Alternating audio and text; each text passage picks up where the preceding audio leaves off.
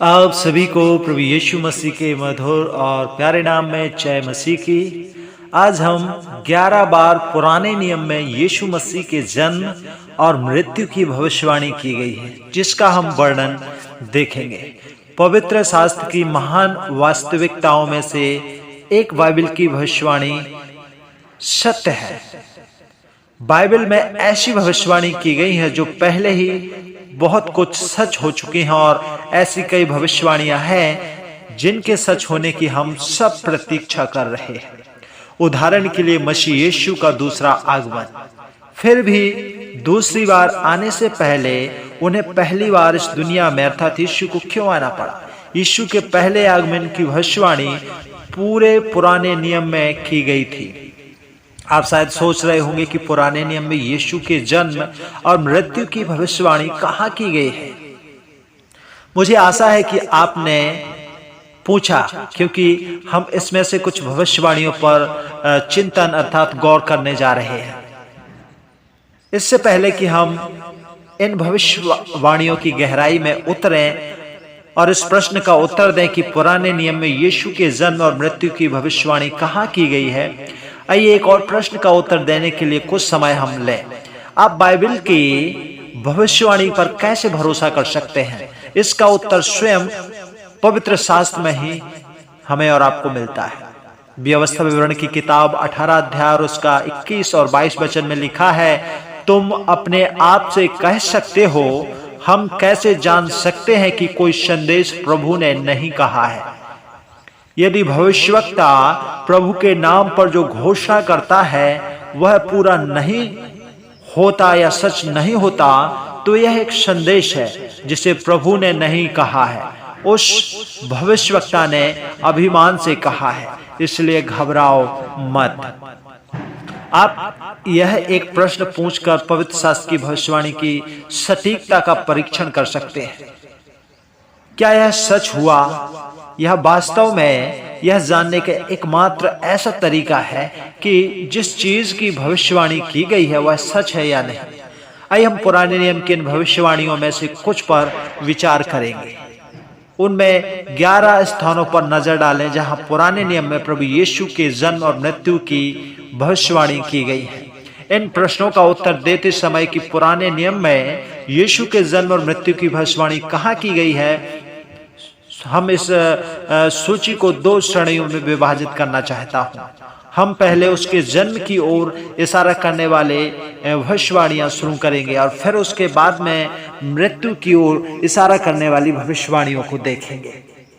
तो आइए हम चलते हैं और इन भविष्यवाणियों को देखते हैं। पहली भविष्यवाणी यदि हम देखें तो वो मिलती है उत्पत्ति 3 अध्याय और उसका 15वां वचन में। यहाँ इस प्रकार से लिखा हुआ है, और मैं तेरे और इस स्त्री के बीच में और तेरे वंश और इसके वंश के बीच में बैर उत्पन्न करूंगा, वह तेरे सिर को कुचल डालेगा और तू उसकी एड़ी पर वार करेगा। आरंभ से ही आदम और हव्वा द्वारा परमेश्वर की आज्ञा न मानने के ठीक बाद उसने संकेत दिया कि स्त्री हव्वा के वंश से एक उद्धारकर्ता आएगा। परमेश्वर ने तुरंत प्रकट किया कि यह बीज वही होगा जो सांप के सिर को कुचल देगा। हम जानते हैं कि उस बीज ने यीशु की ओर संकेत किया था, और मूसा को उत्पत्ति की पुस्तक के लेखक के रूप में श्रेय दिया जाता है। उनके लेखन का समय 100% निश्चित नहीं है, लेकिन अनुमान है कि प्रभु यीशु मसीह के जन्म से लगभग 1500 वर्ष पहले यह लिखा गया। और दूसरी भविष्यवाणी वहीं पर हम देखते हैं उत्पत्ति की किताब 12 अध्याय और 3 वचन में, जो तुझे आशीर्वाद दे उन्हें मैं आशीर्वाद दूंगा, और जो तुझे श्राप दे उन्हें मैं भी श्राप दूंगा, और पृथ्वी के सब कुल तेरे द्वारा आशीष पाएंगे। इस वचन में परमेश्वर इब्राहिम से वादा कर रहा है कि वह उसे एक महान राष्ट्र बनाएगा। उसे उस वादे के हिस्से के रूप में वह उससे कहता है कि पृथ्वी पर सभी लोग तुम्हारे माध्यम से आशीषित होंगे। समस्त मानव जाति का यह आशीर्वाद उस व्यक्ति की ओर इशारा करता है जो पृथ्वी पर हर एक जनजाति, हर एक भाषा के लोगों को छुटकारा दिलाएगा। अर्थात उद्धार का आशीर्वाद उन सभी के लिए था जो उस पर विश्वास करते हैं। तीसरी भविष्यवाणी यशायाह 7 अध्याय 14वां वचन, इसलिए यहोवा आप ही तुम्हें एक चिन्ह देगा कि एक कुमारी गर्भवती होगी और एक पुत्र को जन्म देगी और उसका नाम इम्मानुएल रखेगी। यह धर्म ग्रंथ उसके जन्म के तरीके की ओर इशारा करता है और मसीह को दिए गए नामों में से एक की ओर भी इशारा करता है, इम्मानुएल। इम्मानुएल जिसका अर्थ है परमेश्वर हमारे साथ। यह उसके मानव जन्म और दिव्य स्वभाव दोनों की ओर इशारा भी करता है। यह ईसा मसीह के जन्म से 700 वर्ष पहले भविष्यवाणी की गई थी। और चौथी भविष्यवाणी हम देखते हैं मीका की किताब 5 अध्याय और उसके वचन 2 में, परंतु हे बैतलहम, हे एप्राता, यद्यपि तू यहूदा के कुलों में छोटा है, तो भी तुझ में से मेरे लिए एक निकलेगा जो इज़राइल पर प्रभुता करेगा, जिसकी उत्पत्ति प्राचीन काल से है। हम जानते हैं कि यीशु का जन्म बैतलहम में हुआ था और यह भी हमें पवित्र शास्त्र हमें पहले से ही यह बताता है कि यीशु का जन्म कहाँ होगा। यह भविष्यवाणी प्रभु यीशु मसीह के जन्म से लगभग 800 वर्ष पहले मीका ने की थी। अब हम चलते हैं 5वीं भविष्यवाणी की ओर, जिसका वर्णन होशे की किताब 11 अध्याय और उसका वचन 1 में आपको मिल जाएगा। जब इज़राइल बच्चा था, मैं उससे प्रेम करता था और मैंने अपने पुत्र को मिस्र से बुलाया। यह भविष्यवाणी प्रभु यीशु मसीह के जन्म से लगभग 800 वर्ष पहले होशे ने भी की थी। यह पद पीछे और आगे की ओर दिखाता है। याद रखें कि जब इजरायली मिस्र से बाहर लाए थे तब वे मिस्र में गुलाम थे। यह भी याद रखें कि हेरोदेस द्वारा वध से बचने के लिए यूसुफ और मरियम यीशु मसीह के साथ मिस्र भाग गए थे।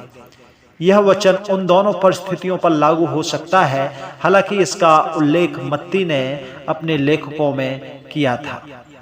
मत्ती 2 अध्याय 14 और 15 वचन में आप पढ़ सकते हैं। एक स्थान जहां मसीह की मृत्यु की सटीक भविष्यवाणियां कर सकते हैं। भजन संहिता 22 में इस भजन संहिता से कुछ हम वचनों पर प्रकाश डालेंगे। ये तो हो चुकी जो पहले हम देखे वो थी यीशु के जन्म की भविष्यवाणियां, 5 भविष्यवाणियां। अब हम देखेंगे पुराने नियम में प्रभु यीशु मसीह की मृत्यु की भविष्यवाणियों के विषय में। और भजन संहिता 22 अध्याय और 1 वचन यहां लिखता है, हे परमेश्वर, आपने मुझे क्यों छोड़ दिया। भजन संहिता 22 7 से 8 में लिखा है, जो मुझे देखते हैं वे सब मेरा उपहास करते हैं, वे सिर हिलाते हुए अपमान करते हैं। वे कहते हैं उसे प्रभु पर भरोसा है, उसे बचाए, वह उसे छुड़ाए क्योंकि वह उससे प्रसन्न है।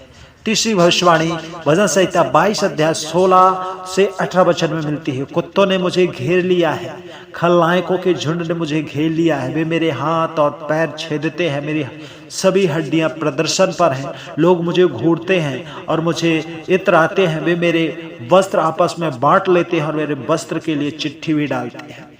यह भजन संहिता प्रभु यीशु मसीह के आने से लगभग 1000 वर्ष पहले दाऊद द्वारा लिखा गया था। मैं बस इस भजन में प्रभु यीशु मसीह के वास्तविक सूली पर चढ़ाने के कई वचनों पर प्रकाश डालना चाहता हूँ। इनमें प्रत्येक के लिए नए नियम का संदर्भ शामिल करूंगा। यीशु ने चिल्लाकर कहा, हे मेरे परमेश्वर, तूने मुझे क्यों छोड़ दिया। मत्ती 27 अध्याय 46 वचन और मरकुस 15 अध्याय 34 वचन। उन्होंने यीशु पर सिर हिलाकर उसका मजाक उड़ाया और अपमान भी किया। मत्ती 27:39, मरकुस 15:29। उन्होंने चिल्लाकर कहा, उसे प्रभु पर भरोसा है, प्रभु उसे बचाए। यदि तू कहता है कि तू सचो परमेश्वर का पुत्र है तो तुझे परमेश्वर बचाएगा। मत्ती 27:41 से 43। उन्होंने उसके हाथ पैरों को छेदा और उसे क्रूस पर चढ़ा दिया। मत्ती 27:35 वचन। उन्होंने उसके कपड़े भी बांटे और चिट्ठी भी डाली। मत्ती 27 अध्याय 35 वचन, मरकुस 15 अध्याय 24 वचन और लूका 23 अध्याय 34 वचन।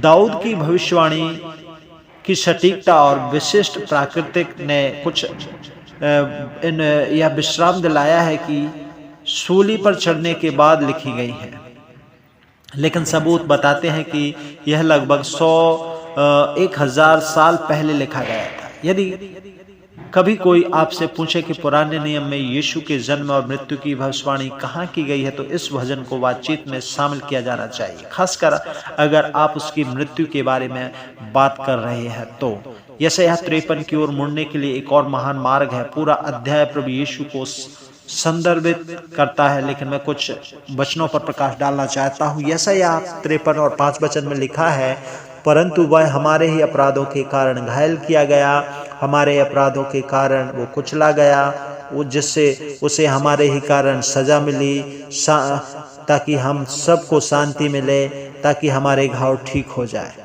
मेरे प्यारे भाई और बहनों, और आगे हम यदि यशायाह 53:7 में भी पढ़ते तो वहाँ पर भी पाते हैं कि उस पर अंधेर किया गया और दुख उठाया गया, तो भी उसने अपना मुंह न खोला। वह बद होने के लिए भेड़ के बच्चे की नाई खड़ा रहा, ऊन कतरने के समान। वो जब भेड़ को खड़ा करते वैसा वो भी चुपचाप रहा, वैसे ही उसने अपना मुंह ना खोला। यशायाह 53 और 9 वचन में भी लिखा है कि उसे दुष्टों के साथ कब्र में जगह दी गई और मरने के समय वह धनवानों के साथ ठहराया गया। यद्यपि उसने कोई हिंसा नहीं की, कोई पाप नहीं किया, उसके मुंह से कोई छल की बात भी नहीं निकली, फिर भी हम पवित्र शास्त्र में पढ़ते हैं तो यह आश्चर्यजनक होता है कि बाइबल की भविष्यवाणियां कितनी सत्य हैं और विश्वसनीय है। यदि हम व्यवस्था विवरण में उल्लेखित भविष्यवाणियों की सत्यता और कसौटी पर विचार करें तो बाइबल बहुत अच्छे अंकों से हमें आगे ले जाएगी, उत्तीर्ण करेगी। इन सब का क्या मतलब है जो हमने यीशु के जन्म और मृत्यु की भविष्यवाणियों को देखा? जैसे कि हमने पुराने नियम की भविष्यवाणियों पर जब विचार करने के लिए पीछे मुड़कर देखा है, एक चीज है जो मैं चाहता हूं कि आप इन सब से सीख लें। बाइबल पर भरोसा किया जा सकता है। यह परमेश्वर का जीवित सक्रिय वचन है और आप इस पर निर्भर रह सकते हैं कि परमेश्वर ने अपने वचन में क्या कहा है। जो भविष्यवाणी की गई वह यह तो पहले पूरी हो चुकी है या ऐसा होगा।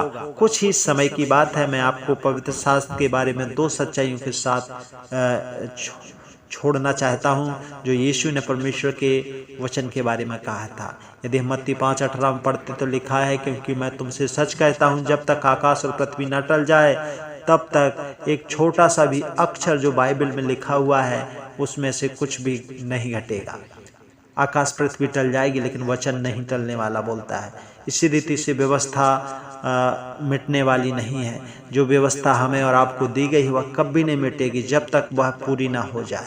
आकाश टल जाएगा, पृथ्वी टल जाएगी, लेकिन परमेश्वर का वचन नहीं टलेगा। मत्ती 24:35 के अनुसार जब यह सब कुछ कहा और किया जाएगा और प्रत्येक भविष्यवाणी पूरी हो जाएंगी, तब भी परमेश्वर का वचन जीवित रहेगा और आप उस पर यकीन कर सकते हैं। सो प्रभु आप सबको इस वचन के पढ़े और सुने जाने पर बहुत बहुत आशीष दे।